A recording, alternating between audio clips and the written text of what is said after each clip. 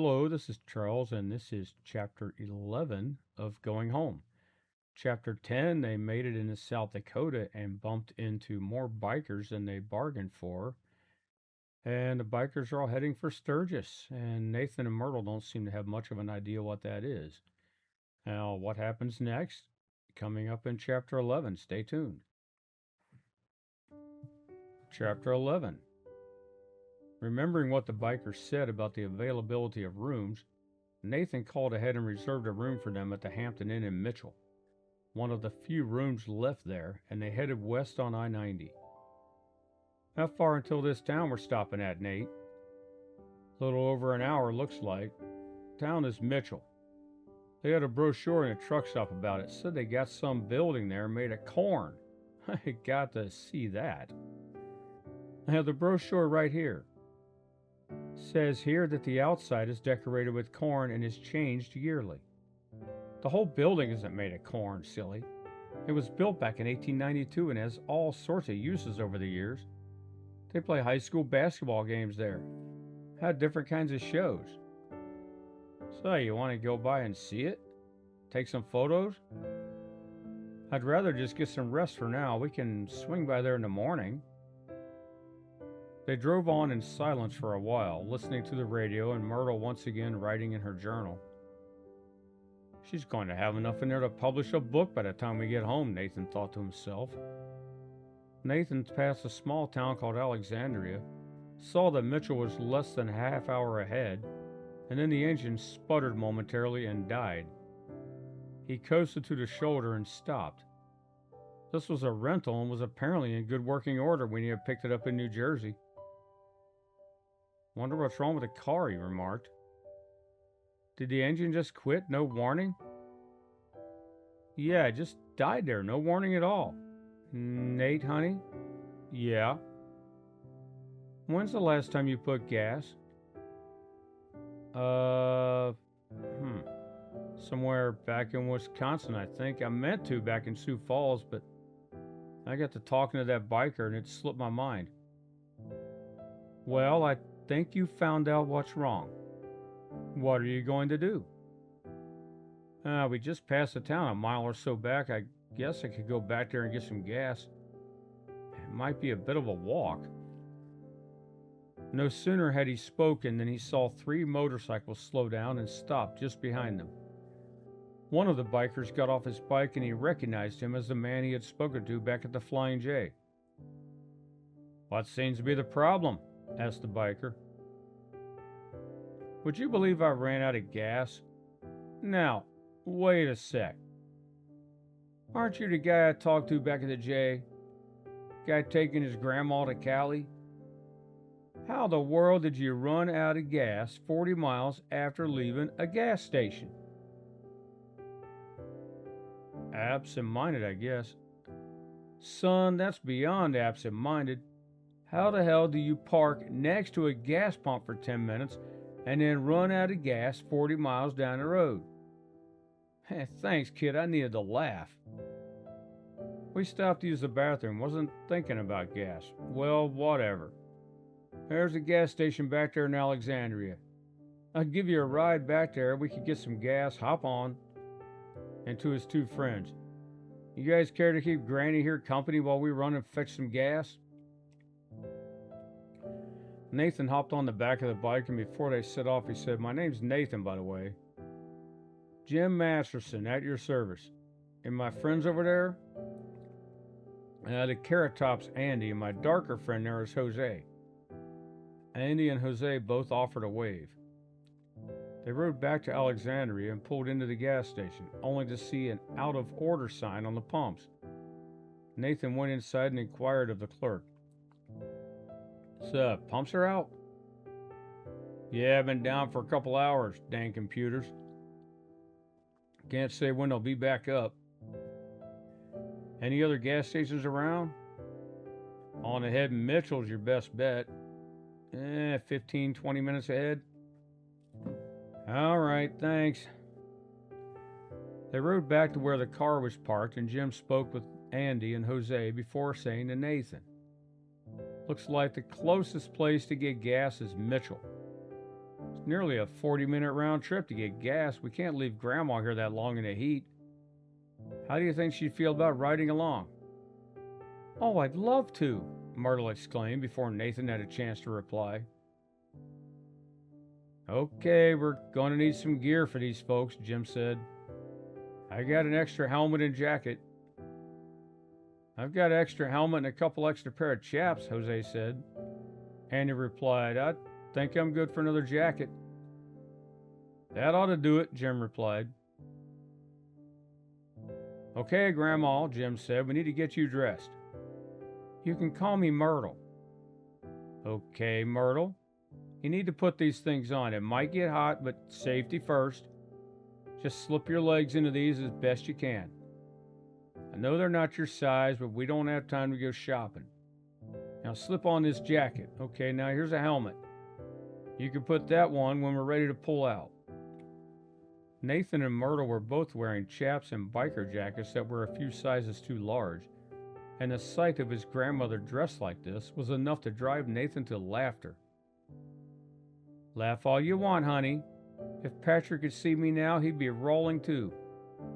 I imagine I must look quite fetching in this get-up."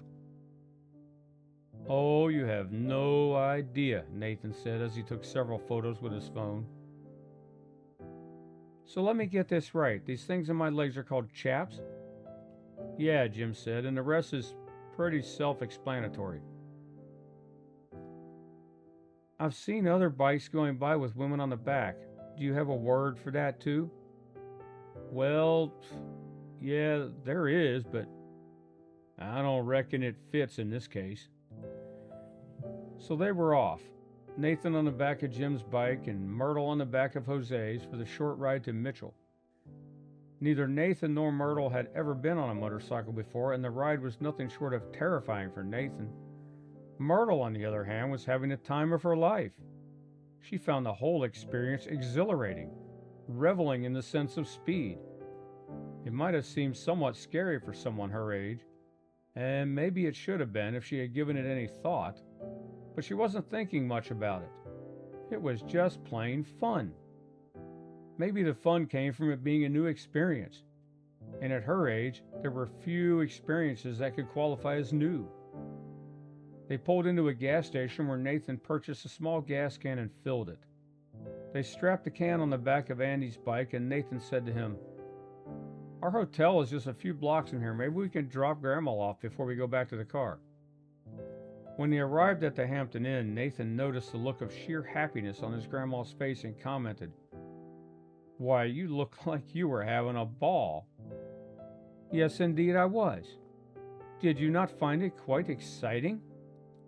"No, I did not. I found it quite terrifying." "Oh, come on, Nate. Where is your sense of adventure? One would think you were the old man and I the young woman. I feel like a spring chicken. Why, I feel like I'm in my 40s again." "Well, I'm glad you enjoyed yourself. I don't think motorcycles are for me. No offense to our present company." "Oh, Nathan, you're just afraid of risk. You need more excitement in your life. You just might learn to enjoy it.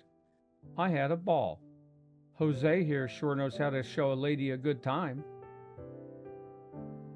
"Why, it appears that Jose is blushing. I don't think I've ever seen that before," remarked Jim. Myrtle was in the process of removing the jacket when Jose waved his hand for her to stop and said, "No, ma'am, you keep it. A souvenir from your ride." "Why, thank you very much, young man." "No, thank you, ma'am. It's been a long time since anyone called me a young man."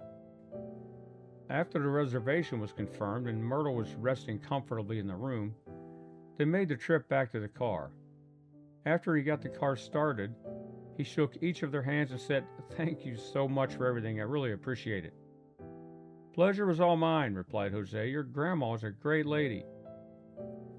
"Yeah, she is. Maybe you'll keep a better eye on your gas gauge from now on," Jim said. "Yeah, I'll do that. Thanks again." As the biker sped off into the distance and he eased onto the highway, he felt all of a sudden a bit lonely. Alone time was something he usually cherished, but this time it was different. The last time he had been alone had been before the funeral, and he had grown used to having his grandmother around, even if she was keeping quiet and writing in her journal. The drive to Mitchell wasn't long, under 20 minutes, but it felt longer for some reason. This was a strange feeling for Nathan, and he wasn't quite sure what to make of it. This trip, for its relatively short duration, was changing him. He hadn't realized it during all those years he lived with his grandparents, but Grandma was really pretty smart. Why hadn't he noticed it until now? She was always a sweet old lady, everything a young man could want in a grandma. She had qualities Nathan could not really identify, just that these seemed to be the quintessential qualities most good grandmothers had. Not that he had much other experience with grandmothers, his maternal grandmother having passed when he was a small child, but he couldn't imagine having a better grandma. Now he was seeing something else, something he admired but never noticed before, and he couldn't put a finger on it. Grandpa was a larger-than-life persona, and he had more than adequately filled the void left when Nathan's father died, not only teaching him honesty and integrity, but modeling those virtues. He didn't just teach Nathan how to be a man, he showed him. Now that Grandpa was gone and he was viewing his grandma out from under the shadow, he saw her in many ways he had never noticed. She wasn't like many old people. Many people her age were afraid of change and set in their ways, but not Grandma. Sure, she complained about things changing at times, but she also knew how to change with the times when necessary, and seemed more comfortable with it than he was. When he saw her with the bikers earlier, it was like he had a glimpse of who she had been as a young woman. Before Grandpa's death, he loved her much like any other boy loves his grandma. But now he was getting to know her better, and he was coming to the realization that she was the kind of woman he hoped he could marry someday. She was fun, not some stick-in-the-mud old person who had lived life and was now just waiting to die. She was still trying to live, to cram as much as she could in however many days she had left. He wanted to be like her when he got old, and he wanted to get old with someone like her. That thought brought Phoebe back to mind, and thinking of her brought to mind something his grandfather had said on one of those attempts at fishing.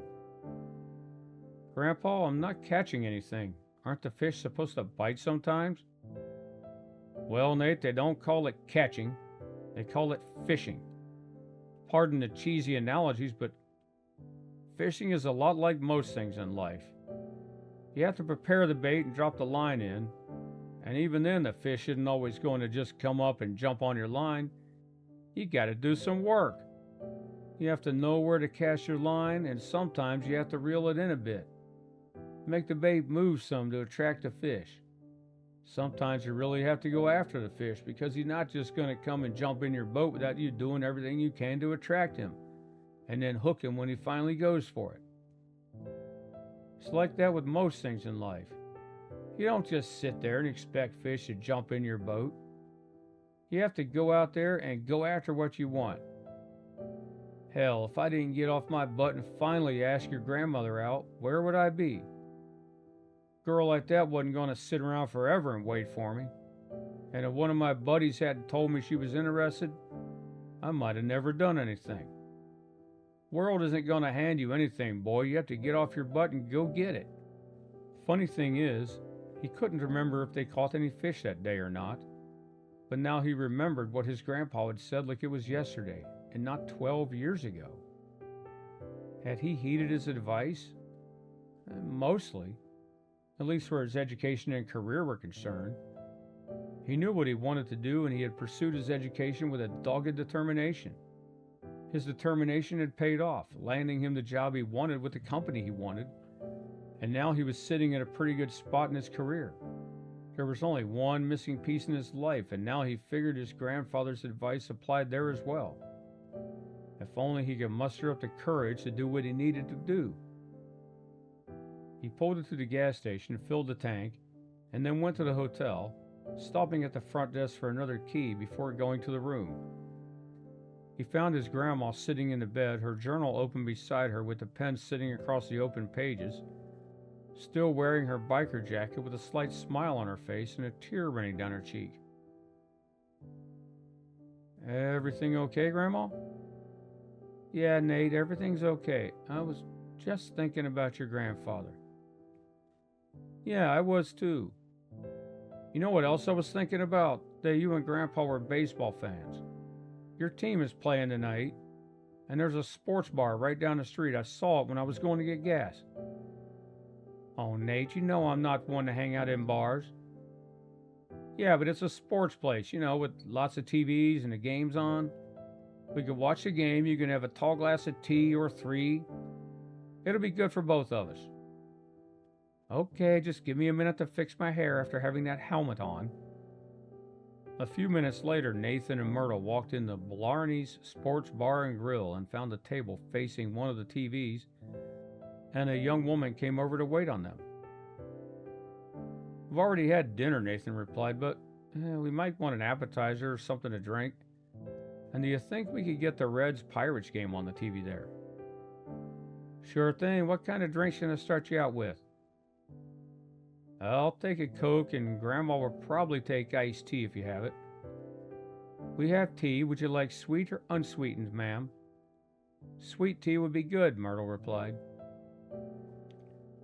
Okay, I'll be right back with your drinks, and I'll see about getting your game on. Nathan looked over the menu and said, beer battered onion rings. You think you can help me with those? Well, you know those things give me heartburn. Well, I'm going to order some. You're welcome to help me with them.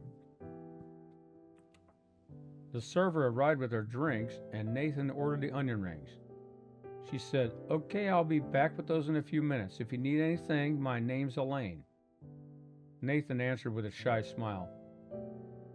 If we don't need anything, is your name something different? Huh? Oh, that's a good one. Thanks for making me laugh. I needed that.